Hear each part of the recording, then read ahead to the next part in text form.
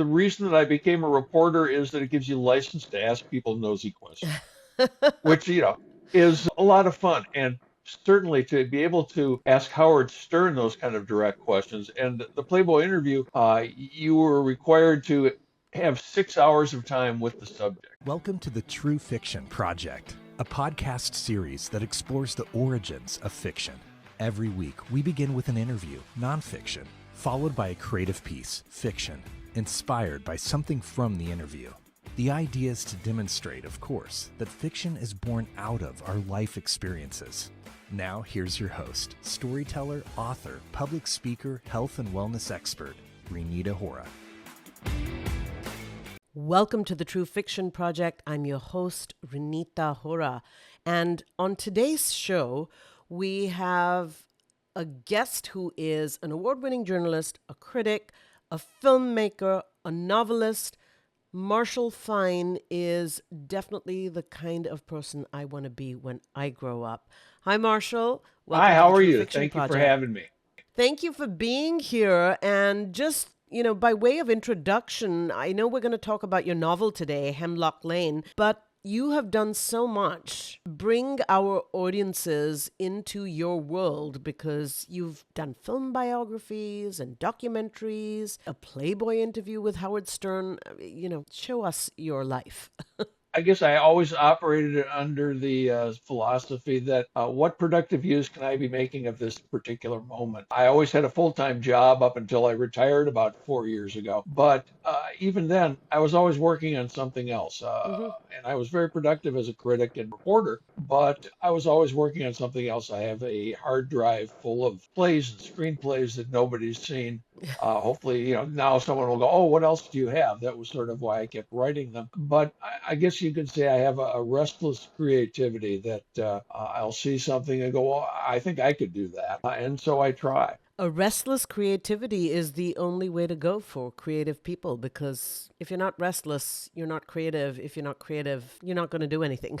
So tell us about some of the biographies of filmmakers that you've written. I've written 3. I wrote 2 directors, Sam Peckinpah and John Cassavetes. And then a biography, an unauthorized biography of the actor Harvey Keitel. In each case, and I would say this is true of the documentaries I've made as well, my interest is in people who chart their own path, who are in the system but see another way, even if it's not the accepted way, and that if they run into a resistance, it makes them rebels in some way. That was certainly true of Peckinpah and Cassavetes, who both went about filmmaking in a new way that influenced a lot of other people. And Harvey Keitel, in a lot of ways, was the same thing. He was really an actor's actor who at the point where I wrote the book in the mid-90s, he was sort of this icon of independent film who had championed and helped a number of young directors get their first films. So I'm always looking for that person who's sort of basically beating their own new trail. Beating their own new trail. So does this include the documentaries you've done as well? I would say that's true. I mean, both Rex Reed, who was a film critic, sort of a groundbreaking film critic and interviewer, part of the new journalism in the 60s and 70s, and Robert Klein, a comedian who I did a documentary about, who, along with Richard Pryor and George Carlin, created kind of a new paradigm for comedy in the late 60s and early 70s. That took it from the Borscht Belt days to sort of the baby boom audience. And again, created something new that lasted for a long time. Amazing, because these are some of the historic names in comedian history, that we all really look up to. So it's wonderful to hear that you've interviewed them at such close contact. And not just that, but you also interviewed Howard Stern for a Playboy interview. Is that right? How did that go? That was great. The reason that I became a reporter is that it gives you license to ask people nosy questions, which, is, a lot of fun. And certainly to be able to ask Howard Stern those kind of direct questions. And the Playboy interview, you were required to have 6 hours of time with the subject. So cover a lot of ground with Howard Stern in that time. And I was a big fan. I had read his book. That was sort of the reason that I ended up getting the interview, is because I had written favorably about his show and the book itself. I'd reviewed the book. And so I was offered the assignment and took it. It was a lot of fun. It was certainly a journalistic high point for me. So these interviews, documentaries, biographies, can we look at them or read them? Are they online? Are they available to us?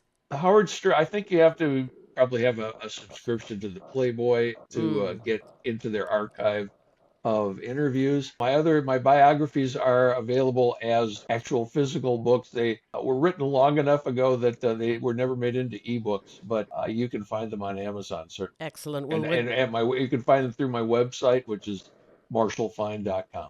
Well, we're going to have links to all of these goodies in our show notes, so fear not. Obviously, this leads me to ask about your role as chair of the New York Critics Circle, Film Critics Circle. You've held that chair 4 times, if I understand correctly? I did. I joined the group in 1988 shortly after I started as a critic at a paper in New York.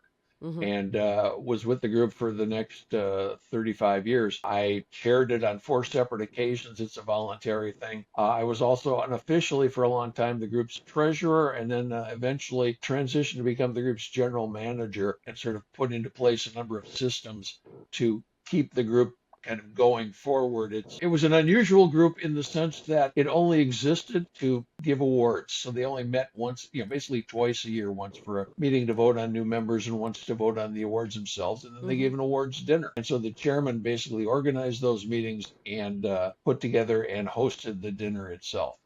As general manager, and as treasurer, I had sort of institutional memory. And so I sort of figured out how to kind of put that in writing and pass it along to the next person that I found to take over the general manager position. So I'm a big believer in the group. I'm a big believer in the power and the necessity of critics, and feel like it's an important group going forward. So I wanted to ensure that it had a future.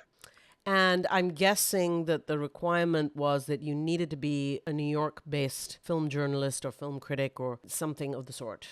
Is that right? You had to be to be a working critic at one of the daily newspapers or weekly magazines. It's in the last few years has expanded to include online critics and freelancers. The group has grown quite a bit. Also gotten much younger than when I was there. I mean, I'm a baby boomer. We're now to Gen Z basically as critics. So things change like that. Generational change is an inevitable thing. Absolutely, absolutely. All right, so let's get to Hemlock Lane. This is a new novel. Is it published yet? It comes out November 25th. Amazing. Well, congratulations. Thank you very much. I appreciate it. Yeah, tell us about it. I know it's not your debut novel, so you're a well-seasoned novelist here. Well, it's my second novel, and the first novel was basically a character study of one person from her point of view. This one is I challenged myself with the structure of writing a story that takes place over the course of 4 days, with each day told from the perspective of a different character. I like novels that reveal themselves slowly, and I like the idea that each character saw things from a different perspective. And so as you saw that person's perspective, you got a new insight into what had come before. So this is very interesting, and it sounds almost like an episodic TV show, bringing to audiences the same incident from 4 different perspectives. Am I guessing correctly, or? It's less the repetition of the same incident from different perspectives, as opposed to additional incidents that give you new insight into the characters and what's come before. I see. So what is the genre of Hemlock Lane? I guess it's classified as book club fiction. Book club, which is what? You must define it, because this, when it comes to genres like book club and upmarket, we never know what we're talking about. My books seem to find their way into the women's fiction category. Okay, excellent. Contemporary women, mother, daughter, that sort of thing, I guess. That sort of thing. If those are, I wasn't aiming for a genre. I was just trying to tell my story. Excellent. I'm always sort of surprised. I mean, it's also been classified as a historical novel, because the present tense of the story is 1967. Now, Aha. I was alive in 1967. I remember 1967 very clearly. So to me, that doesn't seem historical, but I understand that there are people for whom that is the past, that is the distant past, and I guess it does qualify. I tell you, I was at a writers' conference recently and I was told that everything about the 1980s, the 80s, is historical fiction. So go I figure. suppose if you were born after 9/11, Hmm. then everything from the 20th century is like I was born in the middle of the 20th century, and everything from the 19th century seemed like the Wild West and Wild Bill Hickok, that kind of thing, Absolutely. cowboys and Indians. Yeah. So, what happens on that single day on Hemlock Lane? What is the fulcrum, if you will, of the story? That single event, or what is it that happens on that single day in Hemlock Lane? Uh, it's about a daughter who's just finishing graduate school who has been summoned by her father. They live in Tarrytown, New York, just north of the Tappan Zee Bridge, in the suburbs north of the city. She's been in college and grad school at Syracuse. She has secrets of her own. She has a very domineering mother from whom she's about to try and make a break, but she's coming home, and that's a secret that she doesn't want to get out. And her father has a secret that he needs to tell her, both of which they're keeping from the mother, who is this, again, dominating figure that everybody sort of treads lightly around. And it's, a question of what will and won't come out this weekend and what will be the fallout when it does. Mm. So, would it be fair to say it sounds like it's very character driven rather than plot driven? Is that a Correct. fair? That Yep. I'd say that is very accurate. Okay. Each character gets their backstory told, gets a certain amount of flashback, and so it takes place in the past and the present, but the present is 1967. And why did you choose to sort of treat it this way, meaning pick one single day and have this be the lens that you bring the story to audiences from, albeit through these different characters? One of the inspirations was the Thornton Wilder novel, The Bridge at San Luis Rey, which is essentially a series of stories about unconnected people, but each of the stories ends with the person arriving at that bridge and walking across it just before it collapses and they all Mm, die. I wasn't going that far, but I liked the idea of bringing together characters in ways that are unexpected. It was basically there's a single event that I had in mind, which is her having to tell her parents that she's take a job in another city and move away against their wishes. That there's a lot of tension in doing it over the course of one weekend and slowly having things reveal themselves in ways that people aren't expecting. So I have to ask you this, Marshall, because given that this is historical fiction, and given that you have a contemporary reader today who's going to be reading this book, some of the themes which might have been dire or shocking or tense or difficult in 1967, would they cause that kind of tension today? So, for example, if she is trying to move away from home and, this is something that she needs to bring to her parents and there is stress around this, how would today's reader sort of view that, if you will? I think that there is no sort of time period, time limit on domineering parents. Okay. That and that we all have people in our lives around whom we have to be careful because we don't want the emotional fallout of rubbing them the wrong. And this is, a whole family Mm-hmm. that is, it's like being a book of matches and living around dynamite. I see. I see. I like that. So it's not necessarily about what the situation is, but how this domineering mother, in this case, is treating that situation and what that means in terms of the other characters always treading on eggshells around her. Is that Yeah, correct? I Yeah. think that is accurate. Yeah, that is definitely a universal theme, I think, that transgresses cultures and time and other situations, various situations. Okay, so I know you're going to be reading us something from the novel. Can you tee that up for us? Give us some context? Sure, I would. It's basically the first two pages of the book introducing this central character. Her name is Nora, and I get into it a little bit. Just basically, one of the themes in the book is that she is sort of early feminist, and second wave feminism is 1967.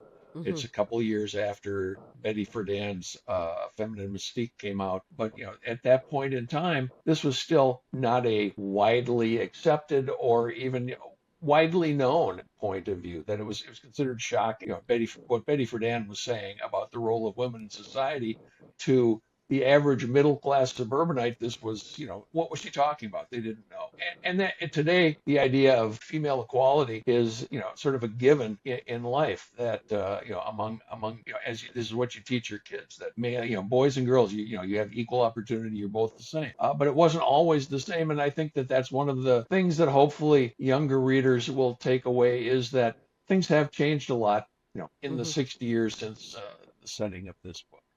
Anyway, so the first 2 pages is just her heading home and sort of giving intimation of a little of what's to come. And so this is the point of view of the daughter. Is that right? Of the daughter. And yes. her name is? Nora Levitsky. Nora Levitsky. Okay, before you actually give us the reading, let us know, Marshall, where we can find you online. I know you gave us your website a little bit earlier. Perhaps repeat that. And, are there any social media handles or anything else you can point us to? I actually I'm on Instagram, but you can find that through my website. But really, I don't do much else on social media, so it's really my website, marshallfine.com. Excellent. All right. Thank you, Marshall. In your hands. Cannot wait to listen. And now to the premise of the True Fiction Project, which, of course, is to create fiction out of nonfiction. Nora Levitsky pulled off New York State Highway 17 into the parking lot of a diner in Roscoe, New York. From here, it was only about 100 miles south to the Tappan Zee Bridge in Tarrytown, less than 2 hours to her parents' house in the hills north of its eastern end. No point in arriving any earlier than necessary, she thought. I'd like to be able to breathe easy for a while longer. Plus, it was lunchtime, and she'd skip breakfast to get an early start from Syracuse. She parked her 1959 Ford Country Squire station wagon, formerly her father's work car, in the diner's half-full parking lot, and went inside, where the hostess seated her in a booth. When the elderly waitress shuffled over with the menu, Nora said, "That's okay. Can I just have a grilled cheese sandwich and a large Coke with ice? Thanks." The waitress, whose name tag said Sal, blinked a couple of times behind oversized bifocals, then said, "Want French fries?" "Absolutely. And some ketchup, please." When she'd gone, Nora reached for her purse and dug out the note from Stephen. She'd found it in there at the gas station a few miles back, when she fished for her wallet to pay for gasoline. The note provoked the same giddiness in her now that it did the first time she read it at the gas pump. Stephen's hand-scrawled message was playful and affectionate, talking about their future and joking about finishing law school so I can become a public defender and start representing people who have no hope of paying me. That first time she'd read it, Nora felt tears on her cheeks, and after noticing the woman at the next gas pump looking at her, brushed them away with a chagrined smile. Their future, together. Right there at that moment in June 1967, Nora Levitsky, who had once vowed that she would never, ever get married, realized she was thinking about sharing a future with a husband. There we go. It's that ultimate decision, thinking about sharing a future with a husband from someone who doesn't want to necessarily get married. Exactly. It's a big leap for her. Absolutely. And again, as I said, a universal theme that definitely resonates, transgresses ages and decades and generations. Yeah. Absolutely. Thank you. I appreciate you having me. I appreciate you taking the interest. Thank you, Marshall. It was wonderful to have you on the True Fiction Project. And of course, we will be linking to your book on Amazon. So hopefully our listeners and viewers can go beyond this episode and dive right into it. I hope they enjoy it. Thank you. That was Marshall Fine. He is a journalist, a film critic, a filmmaker, and he joined us today to talk about his upcoming novel, Hemlock Lane. This is the True Fiction Project, and I am your host, Reenita Hora. Thank you for listening to the True Fiction Project with Reenita Hora. Be sure to subscribe to the newsletter to receive more inspiring stories, showing how fiction is born from our everyday experiences.